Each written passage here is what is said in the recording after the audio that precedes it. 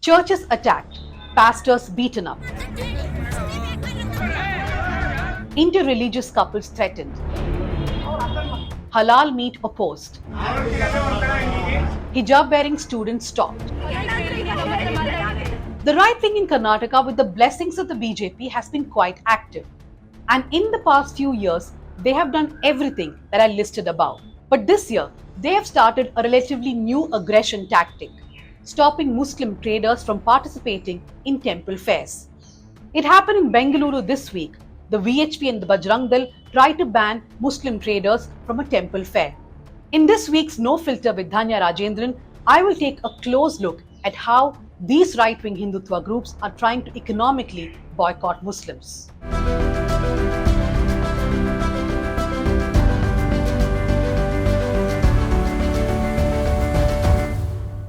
It all started in March. The first such reported incident was from the Mari Puja festival in Kapu, a coastal town in the state.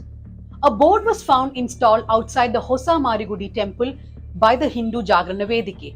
This board said, "We will not trade with anyone who are against the laws of the country, with people who kill the cows we worship, and those who are against the unity of the country." In fact, legend goes that Mariamma, the local deity, first spoke to a Muslim man. Mariamma told this Muslim man that she wants all four castes to be united and a temple to be built, and the Muslim man did exactly that. The Hindu groups claim there are two immediate provocations. One is that in October 2021, there was a protest against cow slaughter in the Udupi district of Karnataka. Muslims there tried to boycott the Hindu fish vendors who had taken part in this protest. However, local groups say that this fight was settled internally. The second provocation, according to the Hindu groups, is that a bandh was called for supporting the hijab-wearing students in the state. So let's be clear, these are just two convenient reasons given for the economic boycott of Muslims in the state. From Kapu, the protest spread to the Bappa Nadu Durga Parameshwari temple in Mulki in Dakshina Kannada district. Here too a similar board came up. Bajrang Dal members stood at the entrance of the temple fair and stopped Muslim traders from entering. Imagine the Bajrang Dal chose this very temple for its protest.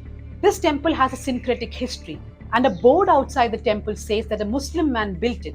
It also has a rare practice of giving the prasadam of the temple to Muslims.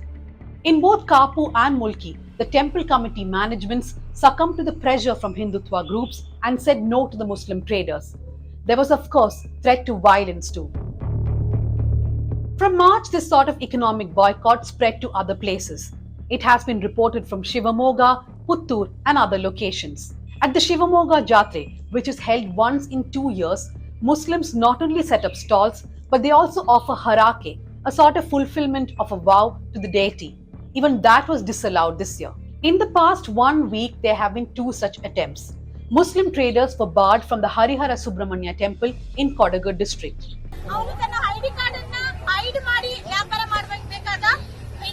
ಅವಶ್ಯಕತೆ ಇಲ್ಲ. ಅವರ ನೈಜ ID ಕಾರ್ಡ್ಗಳನ್ನ ತೋರಿಸಲಿಕ್ಕೆ ಬರ್ಬೋದಿತ್ತು. ಆದ್ರೆ ಅವರು ಹಿಂದೂಯೇತರಾದ್ರೂ ಕೂಡ ಇಲ್ಲಿ ನಾವು ಅಷ್ಟು ಹೇಳಿದ್ದೇವೆ, ನಾವು ಇಲ್ಲಿ ಹಿಂದೂಯೇತರಿಗೆ ನಾವು ಯಾವುದೇ ಕಾರಣಕ್ಕೂ ನಾವಿಲ್ಲಿ ವ್ಯಾಪಾರಕ್ಕೆ ಬಿಡೋದಿಲ್ಲ ಅಂತ ಹೇಳಿದ್ರು ಕೂಡ ಅವರು ಫೇಕ್ ಐಡಿ ಕಾರ್ಡ್ಗಳನ್ನ ಇಟ್ಬಿಟ್ಟು ಅವರು ವ್ಯಾಪಾರ ಮಾಡ್ತಿದ್ದಾರೆ. Ambika, who you just saw in the video, is a college lecturer. She is also the district coordinator of the Durga Vahini, a radical Hindutva group. This week, the VHP and Bajrang Dal in Bengaluru met the BBMP chairperson with a memorandum asking that Muslim traders must be banned from the Subramanya Temple in VV Puram. BBMP is the Bengaluru Municipal Corporation. So why is the Bajrang Dal, the VHP, Hindu Jagrana Vedike or the Durga Vahini doing all this? Simple, it is to polarize. And if one chooses a place like temple fairs to be the confrontation point, then there would be a lot of Hindus who would ask questions like, why should Muslims set up stall at temple fairs? And this would eventually lead to a call of unity among Hindus, show the power of Hindus, etc. When this whole boycott trend started in March, the Karnataka BJP government defended it in the floor of the assembly. The law minister quoted Rule 3112 of the Karnataka Hindu Religious Institutions and Charitable Endowments Act 2002. This is where the Karnataka government twisted the rule according to its convenience. Rule 31 talks about the terms of lease and renewal of lease of immovable property of a notified institution. Sub-Rule 12 under Rule 31 says that any property, land, building or area which is located near a Hindu institution or temple shall not be leased to non-Hindus. This means two things. The rule is applicable to immovable property near a Hindu institution and not to movable properties like stores, stalls or shops. So this rule is only for leasing of shops in and around temples and will not apply to shopkeepers who get licenses to start stalls. As you know, a license is very different from a lease. Many experts have pointed out at this misapplication of the rule. But it's not just about the misapplication. There are many court judgments which have barred such economic boycotts. But the BJP government just does not seem to care. We had done a detailed story on this rule and the various court judgments. The link is in the description if you want to read. And let's not forget, all these fairs which have been conducted for many years are tied to local culture and folklore. These fairs are also connected to the agrarian economy, a time when the farmers take a break from their work and celebrate the local deity with everyone in the village. What is happening in Karnataka is pure economic boycott. And imagine, all these traders were out of work for 2 years due to the pandemic. This is a denial of their equal citizenship. But there is also resistance. The Street Vendors Association in Bengaluru has strongly condemned the VHP and the Bajrang Dal. The BJP MLA from Chikpet, Uday Garadachar, has also condemned the VHP and Bajrang Dal.